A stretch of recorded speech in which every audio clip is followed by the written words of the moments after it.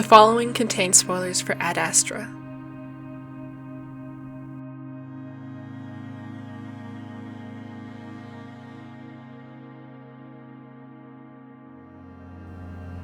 A little while back, I watched Ad Astra. It was a whim, really. I wanted to go to the movies, and the brain popcorn movie I wanted was full. I didn't know what it was about, space, Brad Pitt, something about familial bonds, but I had this sinking feeling that it might just be a little too deep, a little too much for my weary, work-burdened brain. In a way, I was right. The movie raises philosophical questions that you don't quite know how to deal with. The entire time, you watch as people do what they are not supposed to do. They go into the dark. They go up into very high places. They stay underground, away from the sun.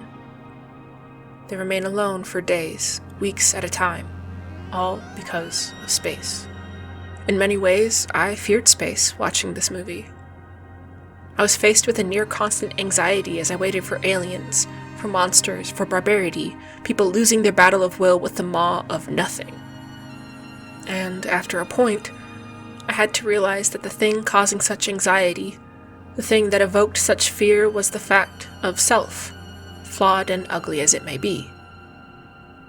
People were revealed to be weak or cowardly or emotionally stunted or selfish or depraved, but there was no actual big reveal.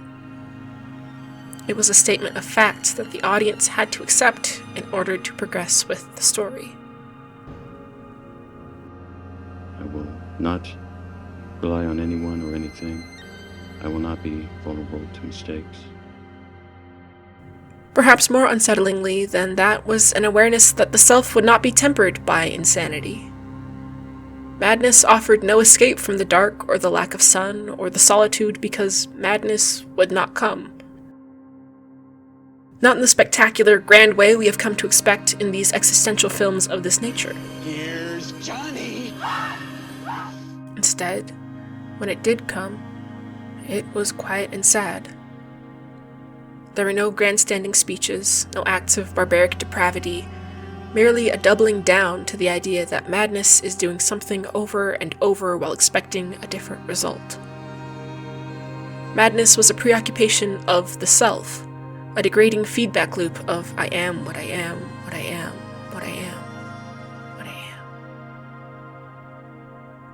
am. And there was plenty of room to discover this. Ad Astra, more than anything, was quiet. Its quiet consumed. Space was quiet. The action scenes were perilous but soft. The existential dread was subdued but never distant. Alpha, we need backup ASAP. We're being ambushed. LRV-2 down. Rory, I have a puncture.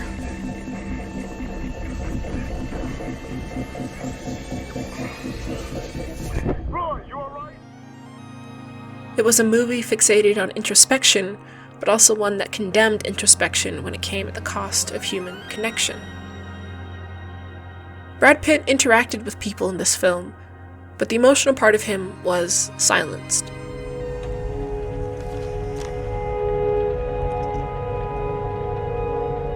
Dad, I'd like to see you again. He was mechanical as he went through the steps to travel space and prevent the end of days. His character was revealed not through dialogue or even action so much as internal monologues. These dead-eyed speeches are delivered in barely more than a whisper as he actively isolates himself from the rest of the world. Time and time again, Brad leaves rooms full of people, ships full of people, outposts full of people, and even planets full of people, until he reaches the farthest reachable edge of the solar system. And that is perhaps another haunting thing about the movie. In addition to being quiet, in addition to being obsessed with self-identity, it is steeped in solitude. Brad is forced to sit in the silence and look at himself and realize he is alone, and then he must interrogate what that means. Ad Astra raised philosophical questions that are not unusual for its genre, but instead of the distant, impersonal, do androids dream of electric sheep, It is the far more personal, if you are alone in space, will anyone know that you weep? And for the vast majority of the film, the answer seems to be no.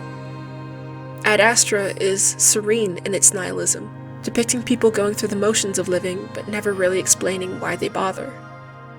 It's futile anyways. We will all die. No one will understand what we are. Why protect such an empty life in the first place? I feel nothing. We're here and then we're gone.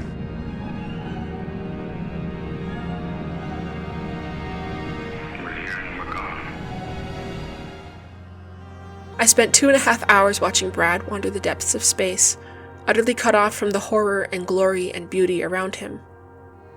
And as the movie winds to a close and he's racked with disappointment and pain and suffering, you actually wonder if this is it.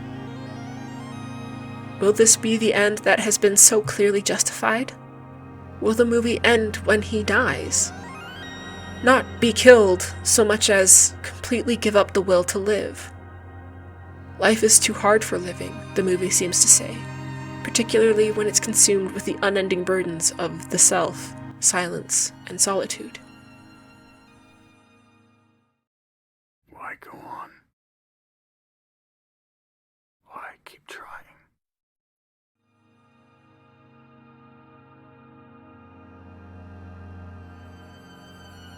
And then you see the moment where he decides that he must live. He has seen his self and listened to the silence and been so terribly, terribly alone, and now he must have more. His life must mean more than just existing. It is a revelation to see that, after hours of watching people submit to existential despair, that someone, perhaps the most lost of us all, chooses to live. Because in the face of such a void, there's no easy escape or exterior solution, no cosmic loophole that we have yet to engage. It is as Brad tells us. We are all we have.